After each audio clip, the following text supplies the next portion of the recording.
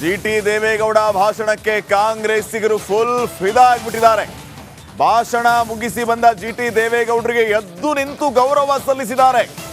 CM Siddaramaiah ಸೇರಿ ಎಲ್ಲ ನಾಯಕರು ಫುಲ್ ಖುಷ್. ಹ್ಯಾಂಡ್ ಶೇಕ್ ಮಾಡಿ ಅಭಿನಂದಿಸಿದ್ದಾರೆ ಸಚಿವರೆಲ್ಲರೂ ದೇವೇಗೌಡರನ್ನ. ಜಿಟಿ ದೇವೇಗೌಡರ ಬಾಯಿಂದ ಈ ರೀತಿ ಮಾತುಗಳು ಬರುತ್ತೆ ಅಂತ ಯಾರು ನಿರೀಕ್ಷೆ ಮಾಡಿರ್ಲಿಕ್ಕಿಲ್ಲ. ಆದ್ರೆ ಇವತ್ತು ಈ ರೀತಿಯ ಅಬ್ಬರದ ಭಾಷಣ, ಅದು ಕೂಡ ಹಾಡಿ ಹೊಗಳಿ ಕುಮಾರಸ್ವಾಮಿ ಅವರಿಗೆ ಟಕ್ಕರ್ ಕೊಟ್ಟು ಭಾಷಣ ಮಾಡಿದ್ರಲ್ಲ, ಅದಕ್ಕೆ ಎಲ್ಲರೂ ಎದ್ದು ನಿಂತು ಅಭಿನಂದಿಸಿದ್ದಾರೆ, ಗೌರವಿಸಿದ್ದಾರೆ. ಜಿಟಿ ದೇವೇಗೌಡರು ಭಾಷಣ ಮುಗಿಸಿ ಬರ್ತಾ ಇದ್ದಂತೆ ಅವರ ಕೈ ಕುಲುಕಿ ಅಭಿನಂದನೆಯನ್ನ ತಿಳಿಸಿದ್ದಾರೆ ಕಾಂಗ್ರೆಸ್ನ ನಾಯಕರುಗಳು, ಸಚಿವರುಗಳು. ನೋಡಿ, ಎಚ್.ಕೆ. ಪಾಟೀಲ್ ಅವರನ್ನ ಅಭಿನಂದಿಸಿದ್ರು, ಪಿರಿಯಾಪಟ್ಟಣದ ವೆಂಕಟೇಶ್ ಅವರನ್ನ ಅಭಿನಂದಿಸಿದ್ರು, ತನ್ವೀರ್ ಸೇಠ್ ಎದ್ದು ನಿಂತು ಅವರನ್ನ ಅಭಿನಂದಿಸ್ತಾ ಇದ್ದಾರೆ. ಇನ್ನೂ ಕೂತ್ಕೊಂಡಿಲ್ಲ. ಸಿಎಂ ಸಿದ್ದರಾಮಯ್ಯ ಅವರು ಕೂಡ ಕೈ ಕುಲುಕಿ ಮುಗುಳ್ನಗೆ ನಕ್ಕು ಒಂದು ರೀತಿ ಚೆನ್ನಾಗಿ ಮಾಡದಪ್ಪ ಭಾಷಣನ ಅನ್ನೋ ರೀತಿಯಲ್ಲಿ ಹೇಳ್ದಂಗಿತ್ತು.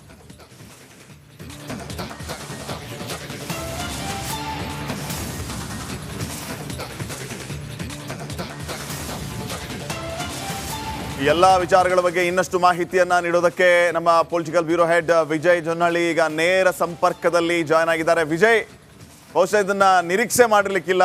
JDS ವಿಂಗ್ ಅಂತೂ ಸಾಧ್ಯನೇ ಇಲ್ಲ ಅಂತ ಅನ್ಸುತ್ತೆ.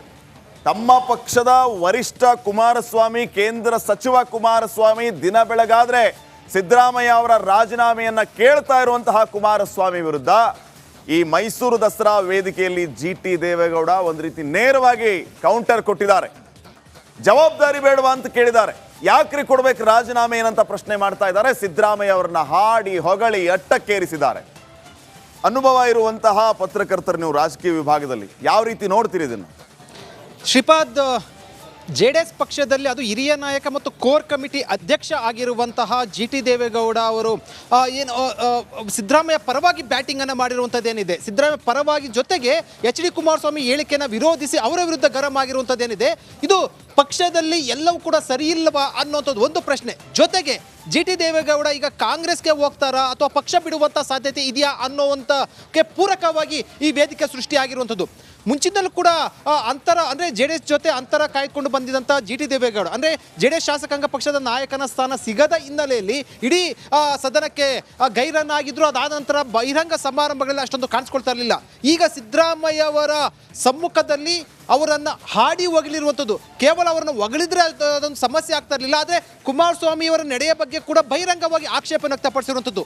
ಈ ಹಿನ್ನೆಲೆಯಲ್ಲಿ ಜಿಟಿ ದೇವೇಗೌಡ ಪಕ್ಷ ಬಿಡ್ತಾರಾ ಅಥವಾ ಪಕ್ಷ ಬಿಟ್ಟು ಕಾಂಗ್ರೆಸ್ಗೆ ಹೋಗ್ತಾರಾ, ಈಗಾಗಲೇ ಕೂಡ ಕಾಂಗ್ರೆಸ್ ಸೇರುವ ಸಂಬಂಧಪಟ್ಟಂತೆ ಮಾತುಕತೆ ಆಗಿದೆಯಾ ಅನ್ನುವಂಥದ್ದು ಅನುಮಾನಗಳು, ಒಂದಷ್ಟು ಚರ್ಚೆಗಳು ಉಂಟಾಗಿರುವಂಥದ್ದು. ಒಂದೊಂದು ಬಹಳ ಸ್ಪಷ್ಟ.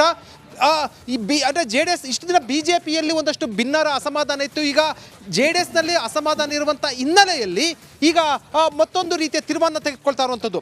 ಮುಂಚಿನಲ್ಲೂ ಕೂಡ ದೇವೇಗೌಡ ಮತ್ತು ಅದರಲ್ಲೂ ವಿಶೇಷವಾಗಿ ಕುಮಾರಸ್ವಾಮಿ ವಿರುದ್ಧ ಜಿಟಿ ದೇವೇಗೌಡ ಅಸಮಾಧಾನಗೊಂಡಿದ್ರು. ಇಂದು ಬಹಿರಂಗವಾಗಿ ಅದು ಸ್ಫೋಟಗೊಂಡಿರುವಂಥದ್ದು. ಇದರ ಅರ್ಥ ಈಗಲೇ ಚುನಾವಣೆ ಅಂದರೆ ಈಗಲೇ ಏನಾದ್ರು ಕೂಡ ಕಾಂಗ್ರೆಸ್ಗೆ ಹೋಗ್ತಾರಾ, ಸಂಪೂರ್ಣವಾಗಿ ಅಂತರ ಕಾಯ್ದುಕೊಂಡಿರುವಂಥ ಹಿನ್ನೆಲೆಯಲ್ಲಿ, ಅಥವಾ ಕಾದು ಕಾಂಗ್ರೆಸ್ಗೆ ಹೋಗ್ತಾರಾ ಅನ್ನೋದು ಮಾತ್ರ ಈಗ ಪ್ರಶ್ನೆ ಉಳಿದಿರುವಂಥದ್ದು.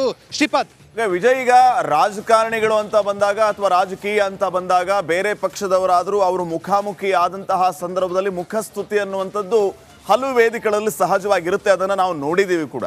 ಆದರೆ ಇಲ್ಲಿ ಪ್ರಮುಖವಾಗಿ ಎರಡು ವಿಚಾರಗಳನ್ನು ನಾವು ನೆನಪು ಮಾಡಿಕೊಂಡ್ರೆ, ಚಾಮುಂಡೇಶ್ವರಿ ವಿಧಾನಸಭಾ ಕ್ಷೇತ್ರದಲ್ಲಿ ಬದ್ಧ ವೈರಿಗಳ ರೀತಿ ಸಿದ್ದರಾಮಯ್ಯ, ಜಿಟಿ ದೇವೇಗೌಡ ಕಾದಾಡಿದ್ರು. ವಾಕ್ಪ್ರಹಾರ ಜೋರಾಗಾಯ್ತು. ಇದೇ ಜಿಟಿ ದೇವೇಗೌಡ JDS ವರಿಷ್ಠರ ಮೇಲೆ ಮುನಿಸ್ಕೊಂಡಾಗ ದೇವೇಗೌಡರು ಜಿಟಿ ದೇವೇಗೌಡರು ಮನೆಗೆ ಬಂದು ಕಣ್ಣೀರು ಹಾಕಿದ್ರು. ಎಲ್ಲ ಯಾವ ರೀತಿ ಆಯಿತು ತಾವು ಕೂಡ ಗಮನಿಸಿದ್ದೀರಿ. ಈಗ ಜಿಟಿ ದೇವೇಗೌಡರ ನಡೆ ಯಾಕೆ ಇಷ್ಟೊಂದು ಆಶ್ಚರ್ಯಕರವಾಗಿದೆ? ಏನು ಕಾರಣ? ಶ್ರೀಪಾದ್, ರಾಜಕೀಯದಲ್ಲೇ ಯಾವಾಗಲೂ ಕೂಡ ಅದೇ ರೀತಿಯೇ ಕೂಡ ಇವತ್ತಿದ್ದಂಥ ರಾಜಕೀಯ ನಾಳೆ ಇರೋದಿಲ್ಲ. ಶತ್ರುಗಳು ಮಿತ್ರಗಳಾಗ್ತಾರೆ, ಮಿತ್ರರು ಶತ್ರು ಆಗ್ತಾರೆ. ಅದಕ್ಕೆ ಉದಾಹರಣೆ ಅಂದರೆ ಈಗ BJP ಜೊತೆ ಕುಮಾರಸ್ವಾಮಿ ಕೈ ಜೋಡಿಸಿರೋದು ಕೂಡ ಯಾರು ಕೂಡ ಊಹೆ ಮಾಡಿರಲಿಲ್ಲ. ಅಷ್ಟರ ಮಟ್ಟಿಗೆ ರಾಜಕೀಯ ತಂತ್ರಗಾರಿಕೆ ಒಂದು ಭಾಗ ಇರಬಹುದು. ಆದರೆ ಜಿಟಿ ದೇವೇಗೌಡರು ಮುಂಚಿನಲ್ಲೂ ಕೂಡ ಈಗಾಗಲೇ ಕೂಡ ಕಳೆದ ವಿಧಾನಸಭಾ ಚುನಾವಣೆಯಲ್ಲಿ ಏನು ಪಕ್ಷವನ್ನು ಬಿಟ್ಟು ಹೋಗಿದ್ರು, ಅವರನ್ನು ಮರಳಿ ಕರೆತಂದರು. ಅದಾದ ನಂತರ ಚುನಾವಣೆಯಲ್ಲಿ ಗೆದ್ದರು. ಅದಾದ ಮೇಲೆ ನಡೆದಂಥ ಒಂದಷ್ಟು ರಾಜಕೀಯ ಬೆಳವಣಿಗೆ, ಅದರಲ್ಲೂ ಬಹಳ ಪ್ರಮುಖವಾಗಿ JDS ಶಾಸಕಾಂಗ ಪಕ್ಷದ ನಾಯಕನ ಸ್ಥಾನ ಸಂಬಂಧಪಟ್ಟಂತೆ ಕಣ್ಣಿಟ್ಟಿದ್ದಂಥ ಜಿಟಿ ದೇವೇಗೌಡರಿಗೆ ಆ ಸ್ಥಾನ ಕೈ ತಪ್ಪಿದ ಹಿನ್ನೆಲೆಯಲ್ಲಿ ಅಸಮಾಧಾನಗೊಂಡಿದ್ರು, ಪಕ್ಷದಿಂದ ಅಂತರವನ್ನು ಕಾಯ್ಕೊಂಡಿದ್ರು, ನಂತರ ಒಂದಷ್ಟು ಸಮಾಧಾನಗೊಂಡಿದ್ರು. ಆದರೆ ಒಂದಷ್ಟು ಕುಮಾರಸ್ವಾಮಿ ಅವರ ನಡೆಯಿಂದ ಬೇಸೆತ್ತು ಈ ನಿರ್ಧಾರವನ್ನು ಕೈಗೊಂಡಿದ್ದಾರಾ ಅನ್ನುವಂಥದ್ದು. ಜೊತೆಗೆ ಈಗಾಗಲೇ ಕೂಡ ಒಂದು ಹೆಜ್ಜೆಯನ್ನು ಹೊರಗಡೆ ಇಟ್ಟಿರುವಂಥ ಜಿ ಟಿ ದೇವೇಗೌಡರು ಈಗ ಬಹಿರಂಗವಾಗಿ ಸಿದ್ದರಾಮಯ್ಯವನ್ನು ಹೊಗಳಿದ ಹಿನ್ನೆಲೆಯಲ್ಲಿ ಅದರಲ್ಲಿ ಬಹಳ ಪ್ರಮುಖವಾಗಿ ಡಿ ಕೆ ಶಿವಕುಮಾರ್ ಕೂಡ ಹೊಗಳಿದ್ರು. ಈ ಹಿನ್ನೆಲೆಯಲ್ಲಿ ಪಕ್ಷಕ್ಕೆ ಹೋಗುವಂತ ಅಂದ್ರೆ ಕಾಂಗ್ರೆಸ್ ಸೇರುವಂತ ಎಲ್ಲಾ ಸಾಧ್ಯತೆಗಳು ಕೂಡ ಇದೆ ಅಂತ ಹೇಳ್ಬೋದಾಗಿದೆ. Shripad. Okay, thank you Vijay ಮಾಹಿತಿಗಾಗಿ. ಮೈಸೂರು ದಸರಾ ವೇದಿಕೆ ಕಾರ್ಯಕ್ರಮದಲ್ಲಿ ಇದೊಂದು ಆಶ್ಚರ್ಯ ಜೊತೆಗೆ ಇನ್ನೂ ಒಂದು ಆಶ್ಚರ್ಯವೂ ಕೂಡ ನಡೆದಿದೆ. ಪ್ರೋಟೋಕಾಲ್ ಪ್ರಕಾರ ಮುಖ್ಯಮಂತ್ರಿಗಳು ಚಾಮುಂಡಿ ತಾಯಿಗೆ ಪುಷ್ಪಾರ್ಚನೆಯನ್ನ ಮಾಡಬೇಕು, ಜೊತೆಗೆ ವಿಶೇಷ ಅತಿಥಿ ದಸರಾ ಉದ್ಘಾಟಕರು ಪುಷ್ಪಾರ್ಚನೆಯನ್ನ ಮಾಡಬೇಕು, ಈ ಮೂಲಕ ದಸರಾ ಉದ್ಘಾಟನೆ ಆಗಬೇಕು. ಇದು ಶಿಷ್ಟಾಚಾರ. ಇಲ್ಲಿ ಮುಖ್ಯಮಂತ್ರಿಗಳಿಗಿಂತ ಮುಂಚೆ ಉಪಮುಖ್ಯಮಂತ್ರಿ ಡಿ ಕೆ ಶಿವಕುಮಾರ್ ಪುಷ್ಪಾರ್ಚನೆಯನ್ನ ಮಾಡಿದ್ದಾರೆ. ನಾಡದೇವಿ ಚಾಮುಂಡೇಶ್ವರಿಗೆ ಡಿ ಕೆ ಶಿವಕುಮಾರ್ ಅವರು ಪುಷ್ಪಾರ್ಚನೆಯನ್ನ ಸಲ್ಲಿಸಿರೋದು.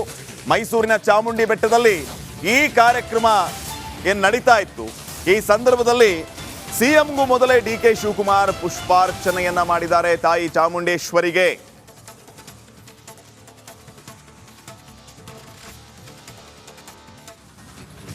ನೋಡಿ, ದೃಶ್ಯಗಳಲ್ಲಿ ತಾವು ಗಮನಿಸ್ತಾ ಇದ್ದೀರಿ.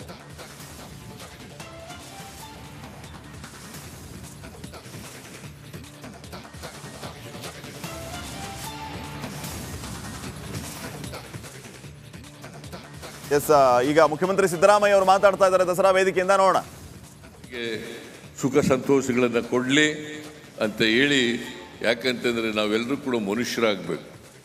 ನಮ್ಮ ಸಂವಿಧಾನ ಹೇಳಿರ್ತಕ್ಕಂಥದ್ದು ಮನುಷ್ಯರಾಗಬೇಕು. ನಾವು ಪರಸ್ಪರ ಪ್ರೀತಿಸಬೇಕೇ ಹೊರತು ಯಾರನ್ನು ದ್ವೇಷಿಸ್ತಕ್ಕಂಥ ಕೆಲಸವನ್ನು ಮಾಡಬಾರ್ದು. ದ್ವೇಷ ಯಾವುದೇ ಧರ್ಮದಲ್ಲಿ, ಯಾವುದೇ ದೇವರು ಹೇಳಲಿಕ್ಕೆ ಸಾಧ್ಯ ಇಲ್ಲ.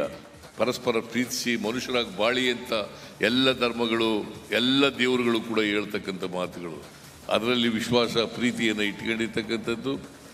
ಅದಕ್ಕೋಸ್ಕರ ನಮ್ಮೆಲ್ಲರಿಗೂ ಕೂಡ ಇನ್ನೊಂದು ವರ್ಷದವರೆಗೆ ಉತ್ತಮವಾದಂಥ ಕೆಲಸ ಮಾಡ್ತಕ್ಕಂಥ ಶಕ್ತಿ ಕೊಡಲಿ, ಜನರ ಸೇವೆ ಮಾಡ್ತಕ್ಕಂಥ ಶಕ್ತಿ ಕೊಡಲಿ ಅಂತೇಳಿ ಪ್ರಾರ್ಥಿಸಿ, ಈ ವರ್ಷದ ದಸರಾ ಮಹೋತ್ಸವದ ಶುಭಾಶಯಗಳನ್ನು ಮತ್ತೊಮ್ಮೆ ನಾಡಿನ ಜನತೆಗೆ, ನಿಮ್ಮೆಲ್ಲರಿಗೂ ಕೂಡ ತಿಳಿಸಿ ನನ್ನ ಮಾತುಗಳನ್ನು ಮುಗಿಸ್ತೇನೆ. ಜೈ ಹಿಂದ್, ಜೈ ಕರ್ನಾಟಕ, ಜೈ ಚಾಮುಂಡೇಶ್ವರಿ ದೇವಿ.